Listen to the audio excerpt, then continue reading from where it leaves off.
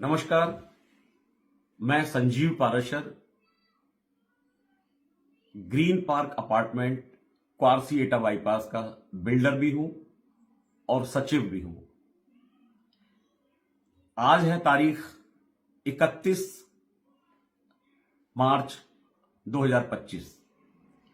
एक इतनी बढ़िया सोसाइटी जिसकी मिसाल पूरे उत्तर प्रदेश में दी जाती थी, आज उसका हाल ये क्यों हो गया। आज आप अखबारों में पढ़ रहे हैं, प्रिंट मीडिया में भी आ रहा है और इलेक्ट्रॉनिक मीडिया में भी लोगों की बाइट्स आ रही हैं।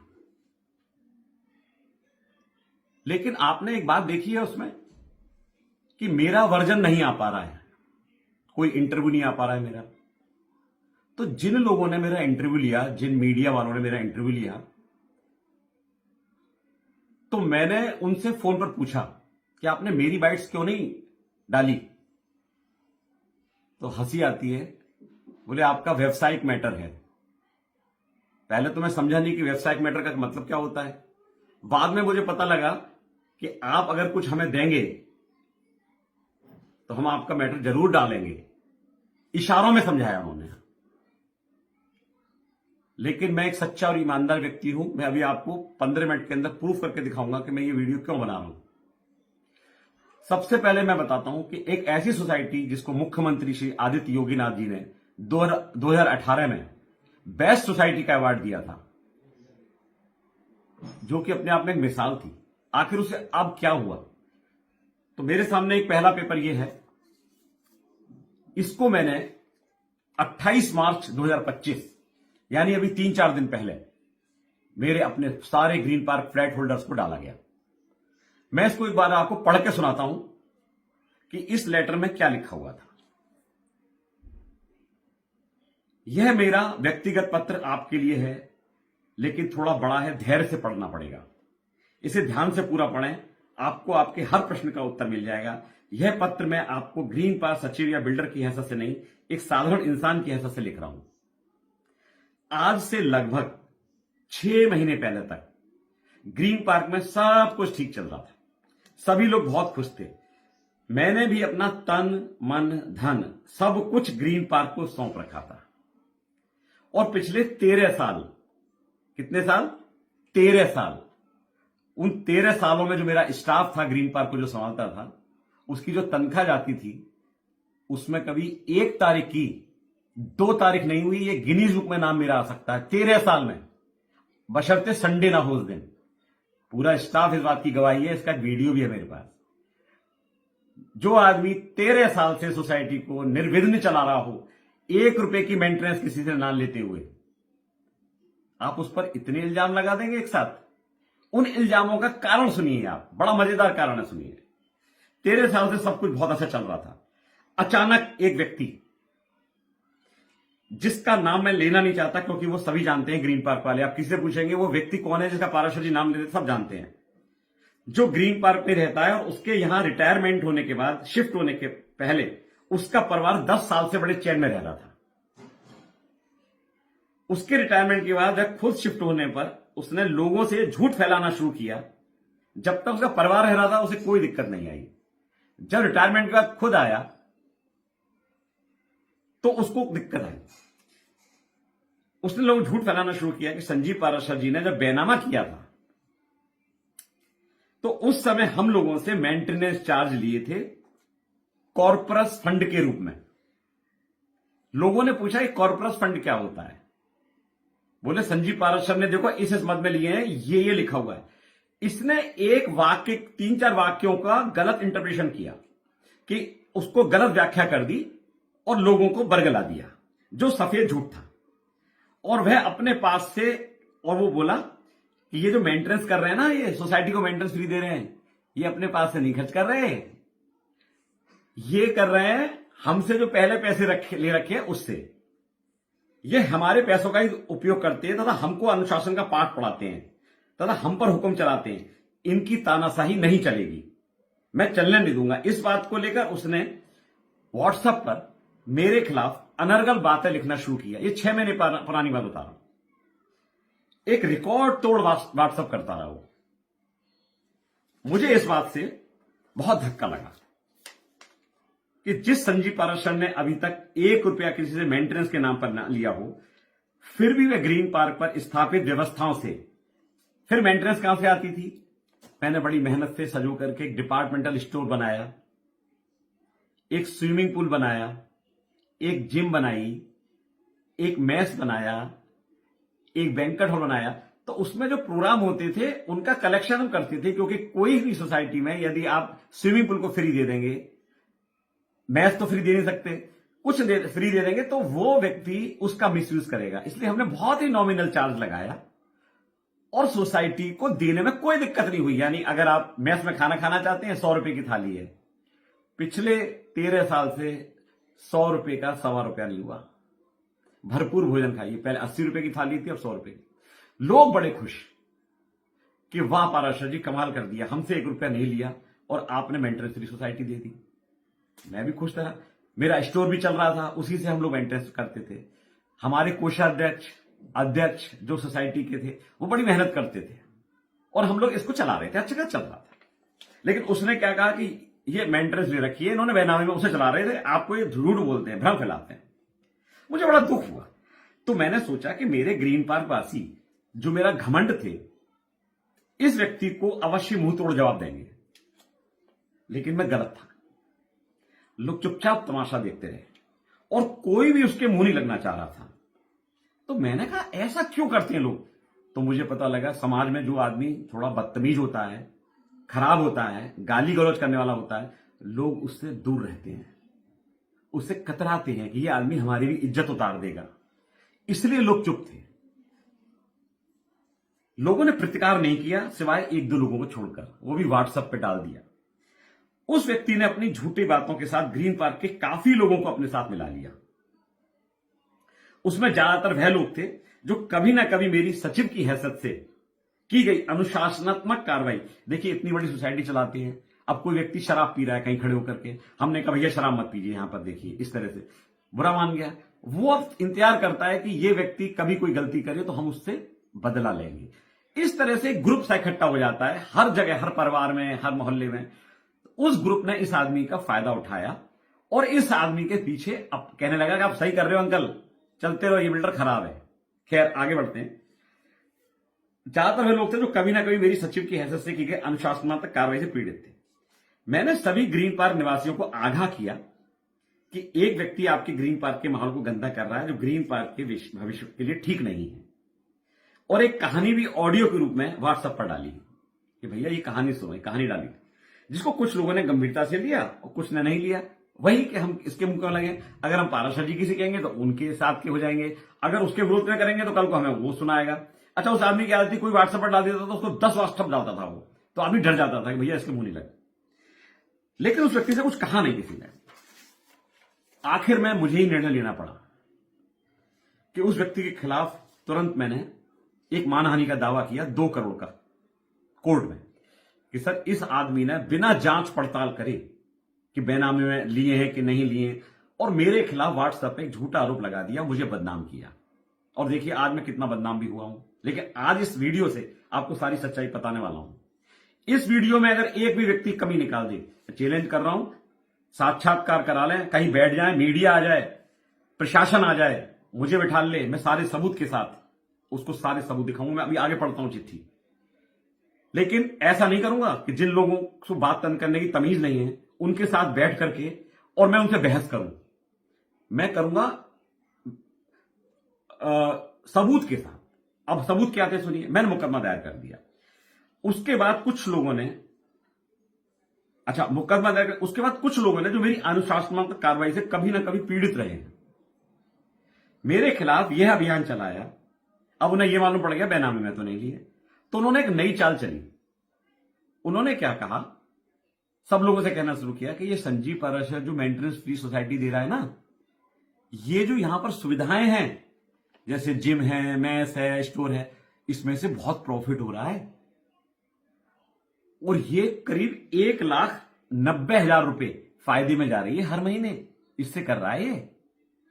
और उन्होंने इस बात के लिए पर्चे बंटवाए घर घर कि संजीव पाराशर देखिए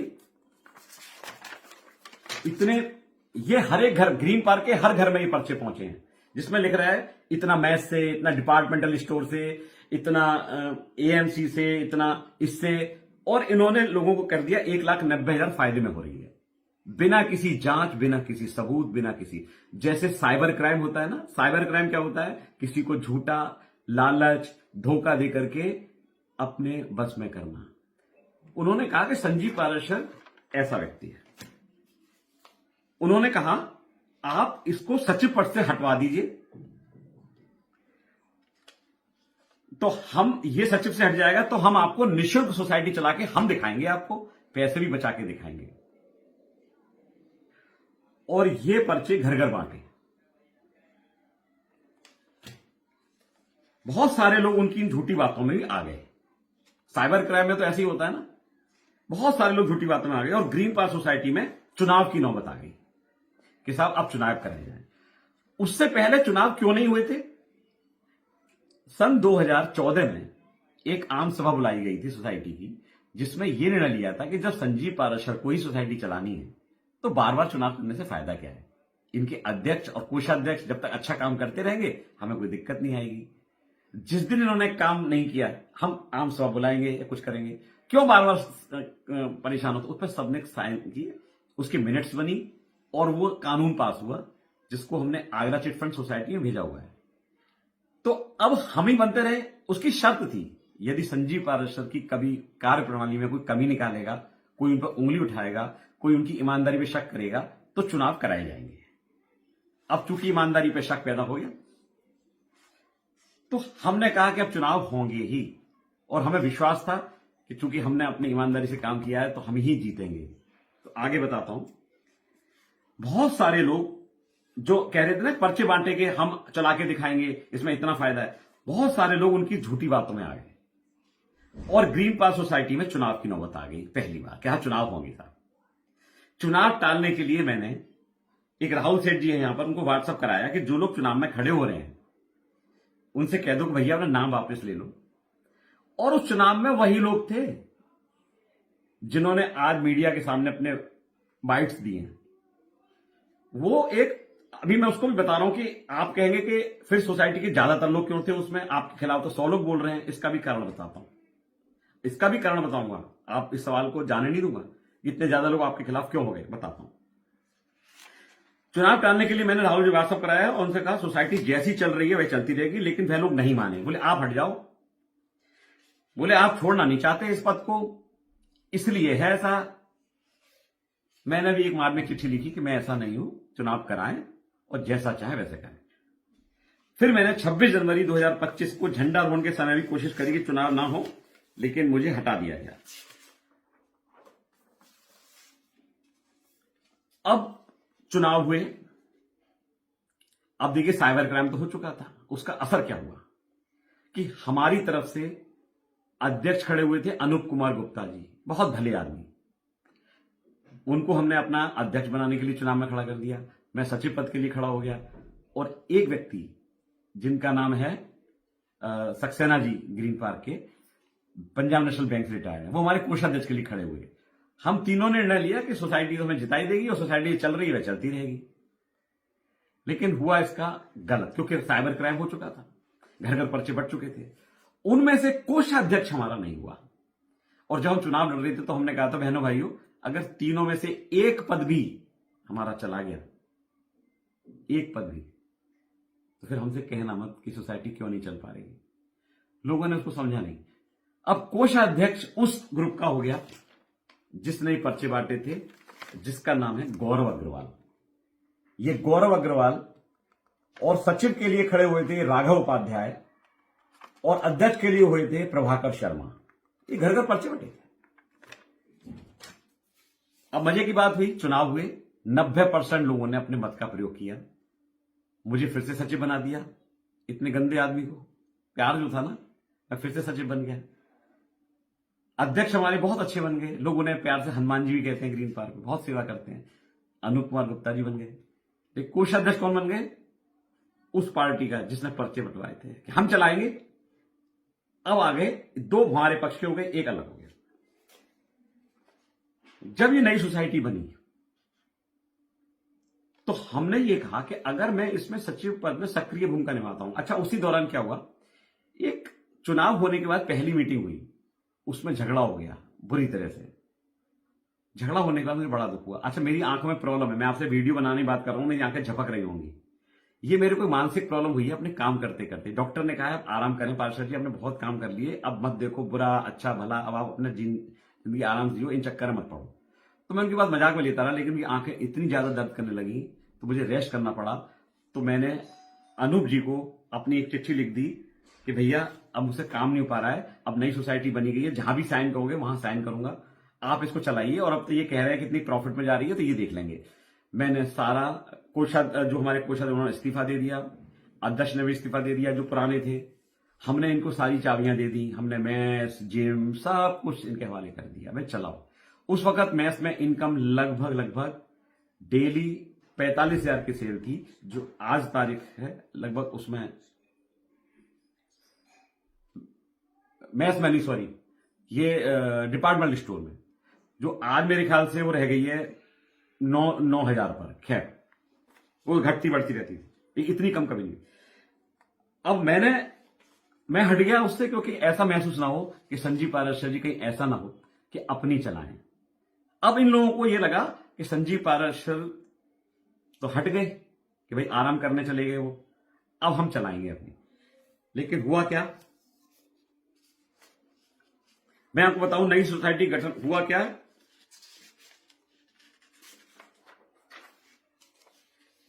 2 महीने सोसाइटी चली तो शुरू के 10 दिन में ही पता लग गया कि हम लोग झूठे तो थे ही, लेकिन इतने झूठे थे कि ये सोसाइटी इतनी घाटे में चल रही थी।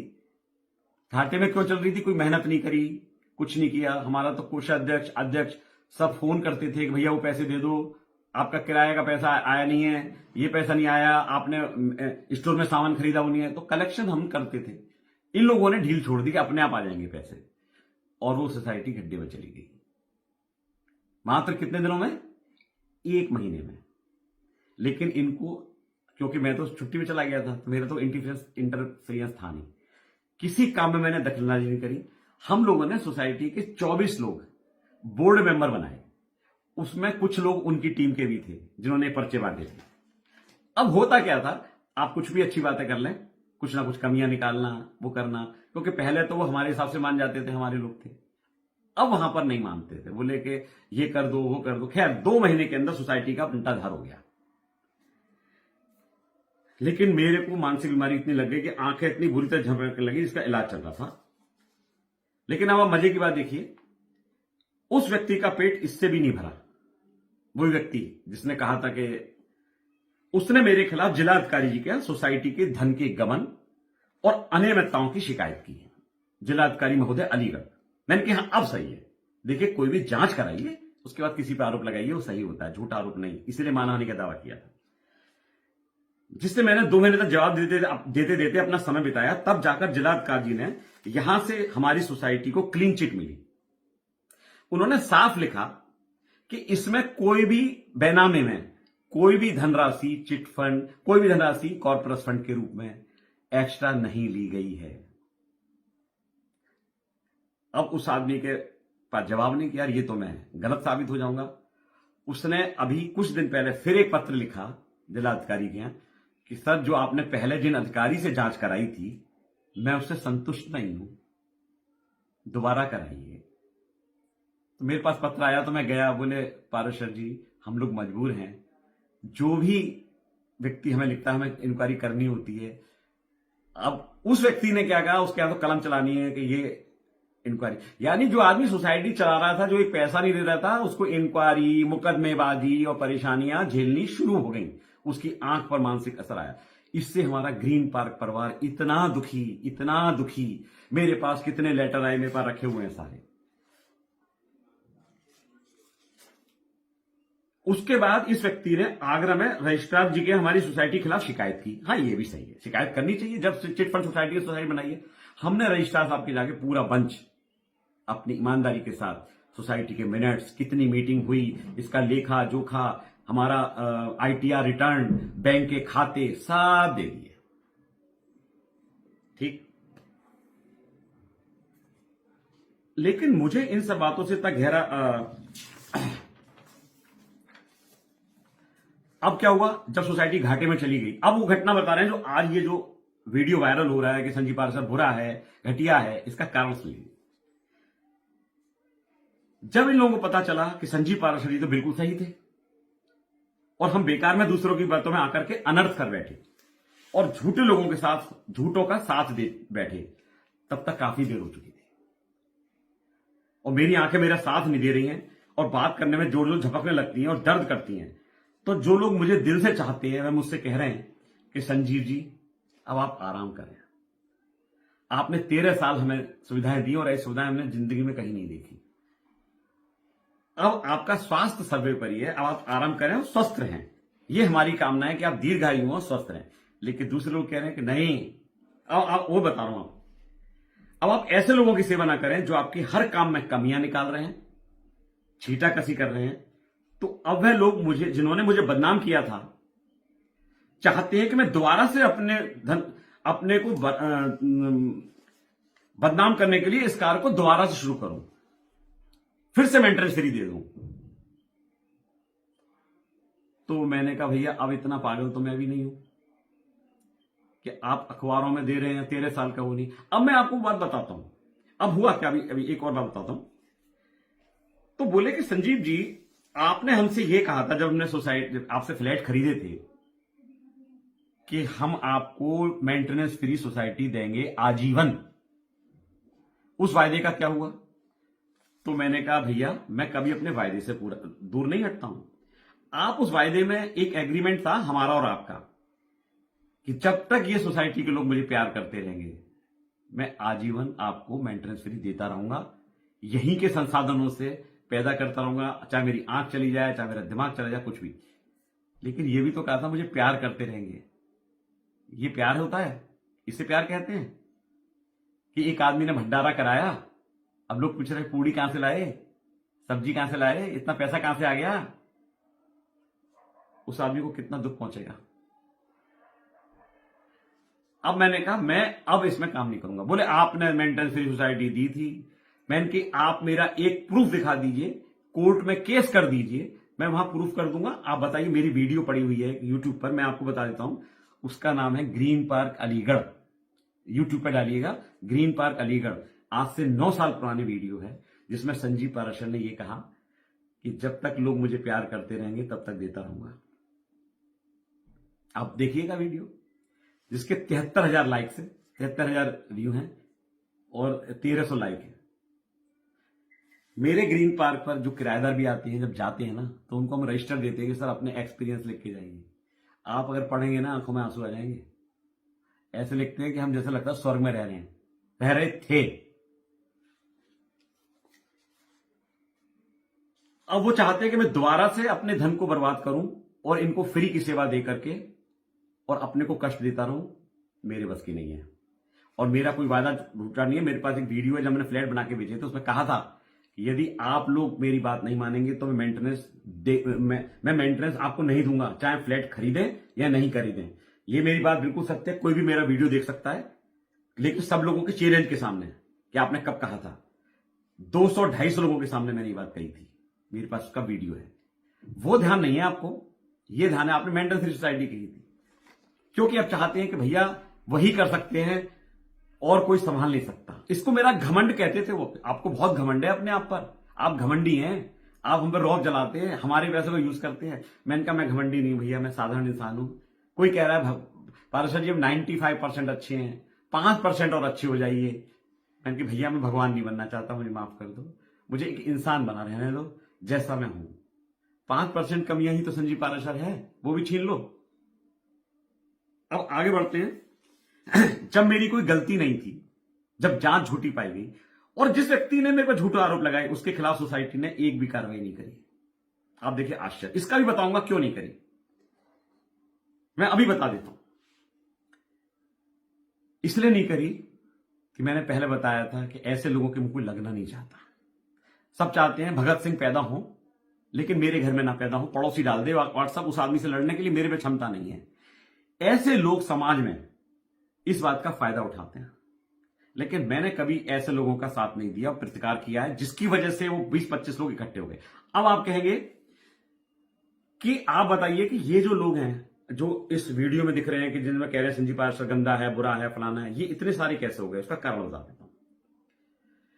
इनमें से बहुत से लोग तो मेरे से पीड़ित है, मतलब 5-6 लोग तो ऐसे पीड़ित होंगे जो मेरी बात नहीं मानते थे, थोड़ा कड़ाई से कह दिया। जैसे हमारे यहां घास पे टहलना मना है, हमने उसे कह दी भैया घास पे मत टहलो, जो सॉरी घास पे जूते चप्पल पहन के टहलना मना है, गंदगी लगी रहती है। लोग बड़ा पसंद करते हैं इस नियम को, लेकिन कुछ लोग होते हैं हम तो टहलेंगे, हम तो करेंगे, तो उनको थोड़ा कड़ाई से कह देते हैं। हम लोग मान तो जाते हैं, लेकिन उनके दिल में टीस रहती है। किसी का कुत्ता पॉटी कहीं कर रहा है, उसको रोक दिया, जुर्माना लगा दिया, अगली बार करेगा 500 रुपए, नहीं तो आप हमें बता दीजिए, हम सफाई करा देंगे। लेकिन वो हमें बताते भी नहीं है, तो हम कहते हैं अच्छा 500 रुपए, चाहे उन्हें वापस कर देते हैं बाद में, लेकिन वो व्यक्ति बुरा मान जाता है। ऐसे कई एग्जाम्पल होते हैं समाज में, परिवार में। कुछ तो वो लोग थे, कुछ वो लोग थे कि अब संजीव पाराशर तो चलाएंगे नहीं सोसाइटी को, चलाएंगे यही लोग, क्योंकि उसने तो मना कर दी। तो इनके बुरे क्यों मने? असली वजह यह है, संजीव पाराशर तो अब चलाएगा नहीं। हकीकत में वो लोग कभी ना सत्य के साथ रहे, न रहे थे, न रहेंगे। ये बात मुझे अब पता लगी। मैं तो सोचता था कि वो सत्य के साथ रहेंगे, मेरा साथ देंगे, लेकिन आज भी आपको बता दूं, आज भी मेरे पास अभी देखिए मुश्किल से कितनी तारीख है, ये है 21/8/2024। ये लोगों ने मेरे में आस्था देते हुए मंच दिया, घर घर जाकर के कहा कि हम संजीव पाराशर जी के साथ हैं, संजीव पाराशर जी बहुत अच्छे व्यक्ति, पूरा लिखा हुआ है इसमें, सबके साइन हो रहे हैं। पता है क्या कह रहे हैं? नकली साइन है, अपने आप करा लिए।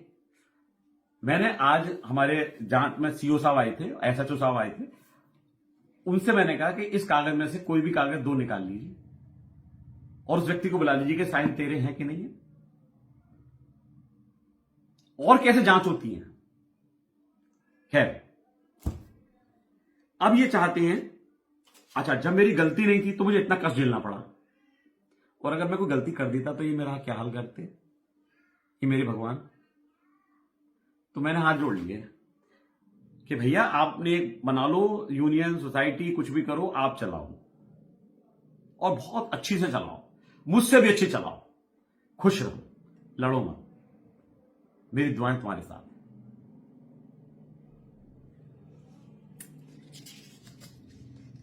मैंने कहा, मैंने सोसाइटी में सचिव का पद क्यों नहीं छोड़ा? क्योंकि ये सोसाइटी के जो लोग हैं मुझे बेहद प्यार करते हैं, जो बोल नहीं पाते हैं, जो बेचारे आंसू से रोते हैं कि इन लोगों की वजह से सोसाइटी बर्बाद हो गई, मैं उन लोगों की भी सोचता हूं। मैंने कि अभी नहीं छोड़ सकता भाई, तो मैं एक मार्गदर्शक सचिव बना रहा हूं, ऐसा मैंने सोचा हुआ है। मार्गदर्शक मतलब केवल दूर से निगाह रखूं, कोई गलत ना हो रहा हो, बाकी इन्हें चलाने दूं। लेकिन अब ये लोग वो भी नहीं चलाने दे रहे हैं। कोई बात नहीं, जो ईश्वर ने चाहा वो होगा।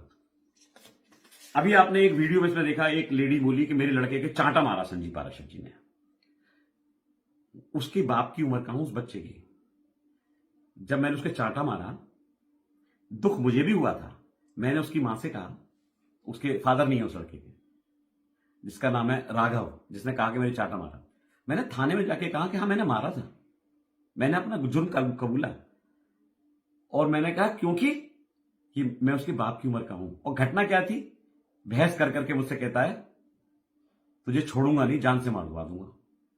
इसका वीडियो है मेरे पास, तो उसमें थोड़ा चेंज हो सकता है कि मेरे शब्दों में एक्चुअल क्या गया था वो वीडियो देखने पता लगा। ये था कि तू घर से तो बाहर निकलेगा, तू बच नहीं सकता, कुछ इस तरह का था। मेरे पास वीडियो सुरक्षित है, मैं कोई भी बात बिना एविडेंस के नहीं कहता, लेकिन मैं एविडेंस ऐरे गहरे को नहीं दिखाता।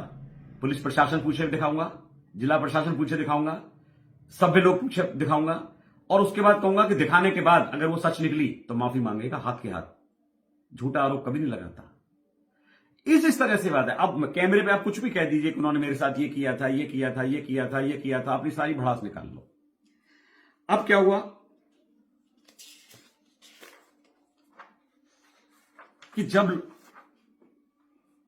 अध्यक्ष जी मुझे और कोषाध्यक्ष जो नए थे, वही कोषाध्यक्ष जिन्होंने घर पर्चे बांटे थे, उन्हें ये पता लगा कि यार ये तो सोसाइटी चल ही नहीं सकती, अब मैं यहां से कैसे निकलूं इससे, तो निकलने के बहाने बनाने लगे।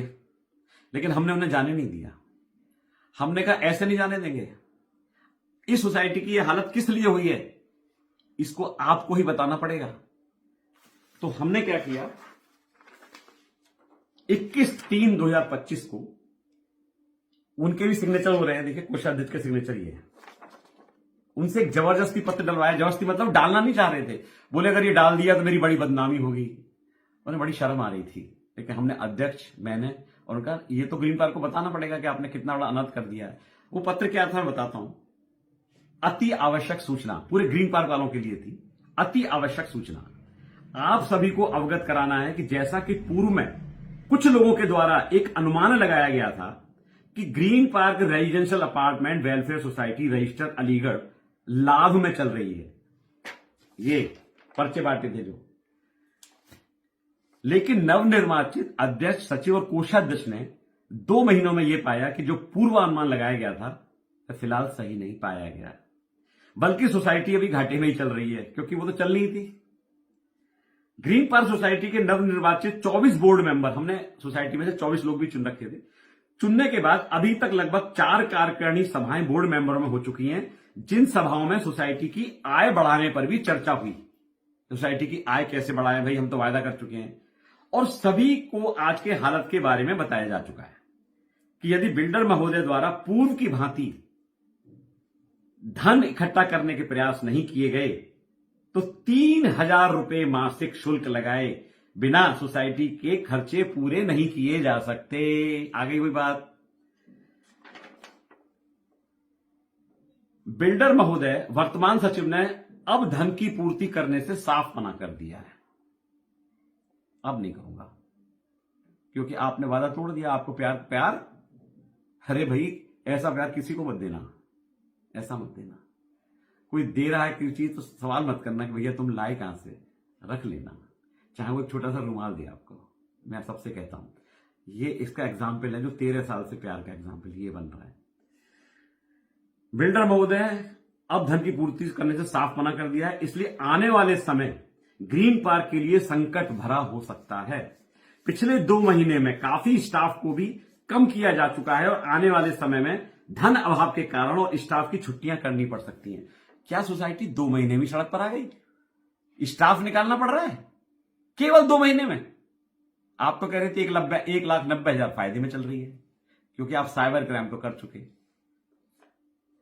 अब ये जो वीडियो है ना, ये उसकी खुंदस है कि कैसे बिल्डर को बदनाम कर दें, खुद बचे रहे। क्योंकि मीडिया क्या करता है, बुरा मत मानना मेरे मीडिया वालों, एक तरफ की बात कभी कभी छाप देता है। मेरा बाइट्स नहीं ली, इसीलिए मैं ये वीडियो बना रहा हूं।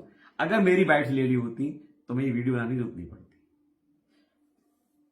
इसलिए आने वाले समय ग्रीन पार्क के संकट भरा हो सकता है। पिछले 2 महीने में काफी स्टाफ को निकाला जा चुका है और आने वाले समय में धन अभाव के कारण स्टाफ की छुट्टियां करनी पड़ सकती हैं। देखिए कोषाध्यक्ष ने साफ कह दिया, अब नहीं, हमने देख लिया, यही चला पा रहे थे भैया, कैसे चला रहे थे हम नहीं जानते, लेकिन यही चला पा रहे थे। कृपया सभी ग्रीन पार्क फ्लैट धारक आगे आने वाली समस्याओं के लिए मानसिक रूप से तैयार रहें, या तो मानसिक रूप से तैयार रहें कि आप कैसी सोसाइटी चलाएंगे, या सोसाइटी को पहले की स्थिति में सही रूप से चलाने के लिए आर्थिक सहयोग करने की कृपा करें। ये जो आर्थिक सहयोग की कृपा करें, ये बात लोगों को फील कर गई कि यार हम तो थक गए।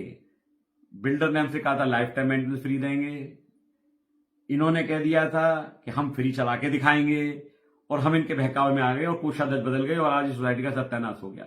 अभी मेरे पास दोबारा आए, पारसर जी आप चला लो, हम आपको पहले की तरह प्यार करेंगे, सब करेंगे। मैंने कहा भैया मेरा को मत करो, फिर घमंड आ जाएगा मुझ में, मैं घमंडी बन जाऊंगा, मेरे पे प्यार संभाले नहीं संभलेगा, इतना प्यार मैं कहां रखूंगा, अब नहीं कर पाऊंगा। आप अगर चाहते हैं कि मैंने आपसे ये कहा था लाइफ टाइम मेंटेनेंस फ्री दूंगा और आजीवन दूंगा, कोई शर्त नहीं होगी, तो आप कोर्ट में चली जाइए, दावा दे रहा हूं। आप कोर्ट में जाकर अपनी बात रखिए कि ऐसे बिल्डर ने हमें धोखा दिया। मैं सारे वीडियो, सारी एविडेंस कोर्ट में रखूंगा कि मैंने कब कहा था कि आपको ये, तब मैंने कहा था तब तक दूंगा जब तक आप मेरा ध्यान रखेंगे, आप मेरे पर हाथ शक नहीं करेंगे। अब मैं कहां से लाऊं, क्या करूं, मैं करता रहूंगा। तो बाहर से प्रशासन भी कहता है पारसर जी आपने गलती करी, शुरू में ही छोड़ देते, 2 साल में बिल्डर लेते हैं, अपने आप छोड़ के चले जाते हैं, आप करो, आपका काम जाने। तो वो गलती तो मेरी है, शायद इसलिए कि मुझे कुछ ग्रीन पार्क से प्यार था, मैं चाहता था कि इसकी सेवा हमेशा करूं, लेकिन शायद 13 साल भी बहुत होते हैं, मैंने सेवा कर ली। अब क्या हुआ, कल की घटना बताते हैं। जब ये मीटिंग चल, अब लोगों ने कहा कि हम बिल्डर पर प्रेशर बनाएंगे कि अब वो 3,000 रुपए खुद दे सोसाइटी में या खुद चलाए।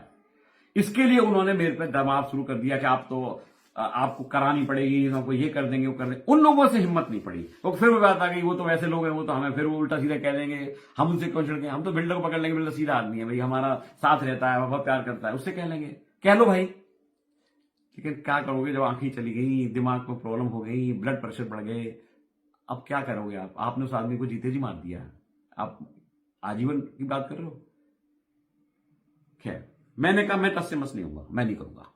और हमने जब ये आपने सोसाइटी चुनी है, जब आपने वोट डाले हैं 90% लोगों ने चुनी है और 3 लोग आपने मेन बनाए, तो इस बात को क्यों नहीं मान रहे? जिसमें कुछ अध्यक्ष भी कह रहा है कि या तो अब तो ये गई सोसाइटी या पैसे दो। वो कह रहे हैं पैसे नहीं देंगे चाहे कुछ हो जाए। तो कैसे चलेगी सोसाइटी? ये झगड़ा केवल इस बात का है, केवल इस बात का झगड़ा है कि या तो बिल्डर्स द्वारा संभाले इसको उसी तरह से जैसे 2 महीने पहले चल रही थी, और या हम चलाएंगे तो हमें पैसे दे। भाई ऐसा कोई हो सकता है कि सरकार तो हमारे मोदी जी की हो और उसमें कांग्रेस का कोई होम मिनिस्टर बने? ऐसा तो शायद नहीं होता, कैबिनेट तो एक ही रहती है। तो मैंने कहा भैया मैं नहीं कर पाऊंगा कि आपके पैसे मैं इकट्ठे करके लाऊं सोसाइटी से या कैसे भी, और खर्चे आपके हिसाब से करूं, नखरे आपके सुनूं, गालियां आपकी सुनूं, बदतमीजियां आपकी सुनूं।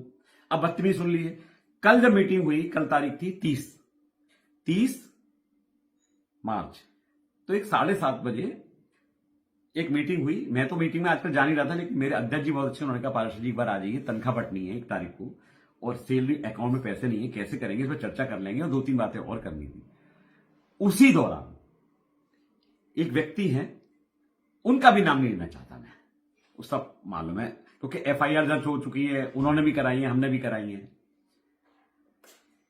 एक व्यक्ति वो मेरे से बहस कर रहे थे और बहस की गर्मा गर्मी में इतने उत्तेजित हो गए, उन्होंने कुर्सी उठाई और मुझे मारने के लिए दौड़े। वहीं पर एक व्यक्ति थे, वकील हैं वो यतेंद्र जी, उन्होंने उनको पकड़ा, ये क्या कर रहे हो, क्या कर रहे हो? वो शांत हो गए।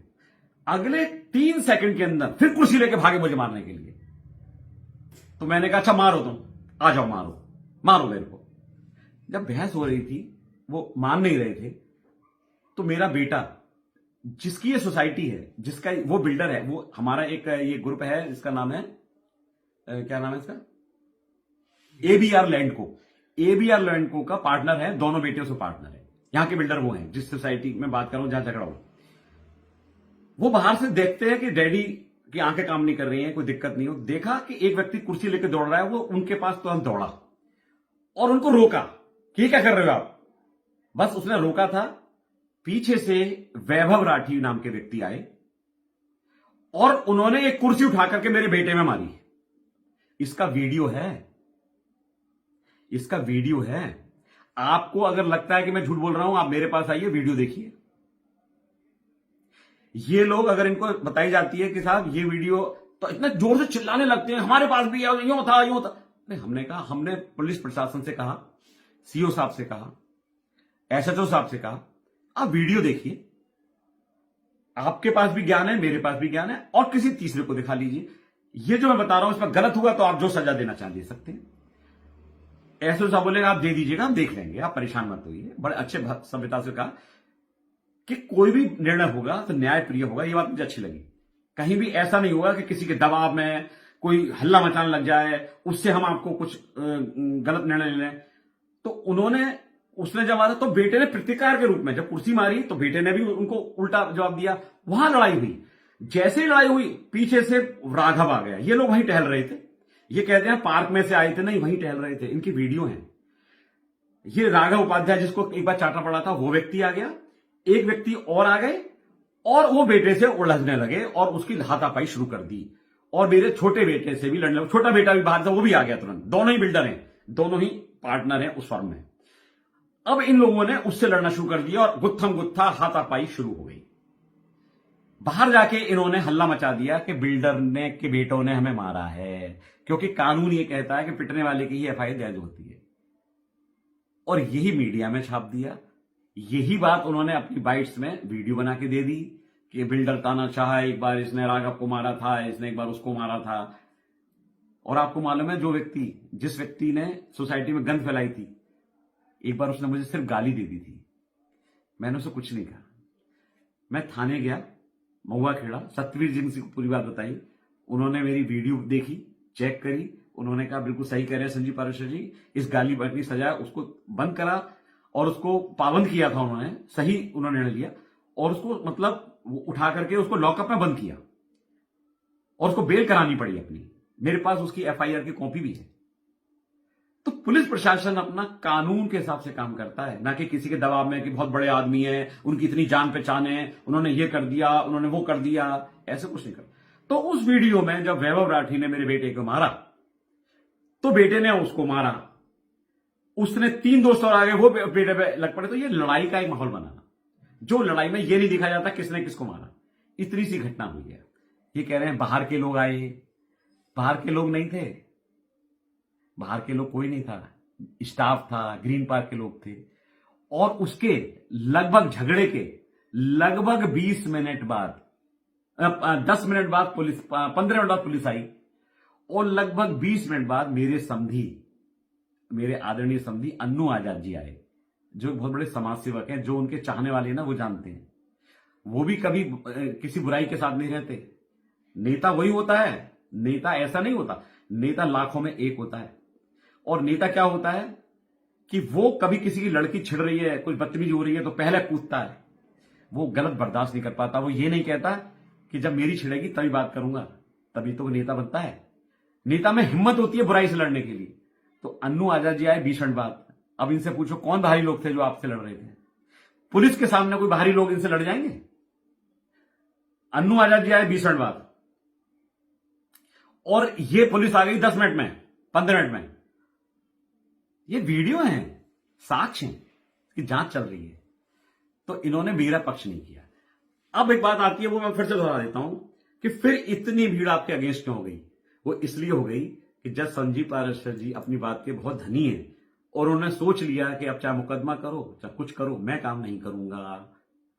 तो बोले कि इसका मतलब दूसरा पक्ष है यही बनेगा, अब कोई ना कोई कोषाध्यक्ष या कोई यही चलाएंगे, कोई इनकी मंशा वही है कि हम बन जाएं, हम बन जाएं, हम बन जाएं और इस ग्रीन पार्क को लूट के बर्बाद कर दें। हमने भी आंख बंद कर ली। मैंने कि जब ग्रीन पार्क के लोग ही नहीं तैयार के हमसे काम लें और इन लोगों का साथ दे रहे हैं तो आप चलाओ। तो उन लोगों ने मजबूरी में कि कल को हम इनके बुरे ना बने, उनके साथ नीचे आ गए, क्योंकि हर एक का नाम आ रहा है कि ये हमारे साथ थी, ये नहीं थी, ये हमारे जब मैंने शासन चलाया था, जब मैंने यहां अपना सचिव था मैं, तो मैंने कभी भेदभाव नहीं किया कि इनका काम मत करना, उनका काम मत करना। ये मेरा स्टाफ जानता है, जो मुझे अपनी जान से प्यारा है। मेरा स्टाफ बहुत अच्छा है, लेकिन इतना दुखी है वो, शायद वो भी नहीं काम कर पाएगा यहाँ, क्योंकि वो कहता है सारे लोगों को बोलने की वो नहीं है, मेरे से इतने बदतमीज बात करते, क्योंकि मैंने उनसे कभी जोर से भी नहीं बोला। इस तरह का मेरे स्टाफ चला जाता है तो मुझे खुशी होती है, मैं तरक्की करो जाओ, और कभी तुम्हें नौकरी जहां जा रहे हो दूसरी जगह वहां तुम्हें काम ना मिले, मेरे पास वापस आ जाना। ये पूरा ग्रीन पार्क देता है। अगर आप एक एक व्यक्ति से अकेले में पूछेंगे ना और कहेंगे ये वीडियो की सच्चाई बताइए, सच बोलेगा, लेकिन इन लोगों के सामने पूछेंगे तो नहीं बताएगा, क्योंकि उसको डर लगता है कि कल को ये जब हमारे को बनेंगे तो ये भेदभाव करेंगे। संजीव पाराशर जी तो नहीं करते थे, ये करेंगे भेदभाव। अगर मेरी इस वीडियो में जरा भी कमी है तो मैं पुलिस प्रशासन, शासन सबसे कहता हूं कि जो कार्रवाई करना चाहे करें। मेरे पास सारे सबूत, सारे कार्रवाइयों की रसीदें, जिला अधिकारी की जांच है, सब कुछ है, मैं सच्चा हूं। लेकिन जो झूठे पकड़े गए, जिनके ये कागज झूठे पाए गए, जिन्होंने कहा कॉर्पोरेट फंड लेते हैं, वो आज भी खुलेआम घूम रहे हैं। आज भी वो कह रहे हैं कि हमें बना दो कोषाध्यक्ष, और सोसाइटी शायद उन्हें बना भी दे। लेकिन मुझे हंसी आ रही है कि ईश्वर देख रहा है, वो भी समझता है कि ये हो क्या रहा है। बस इसी बात से मैंने वीडियो बनाने का मकसद यही था कि मेरी बात मीडिया वाले आप तक नहीं पहुंचा रहे थे। वीडियो मेरी बहुत लंबी जरूर है, लेकिन बार बार किसी को पूरी घटना बताऊं, इसलिए एक बार वीडियो बनाइए। इस वीडियो को पूरा देखें, रात को देखें, आराम से देखें, टीवी पे लगा के देखें, एक बार देखें जरूर। धन्यवाद।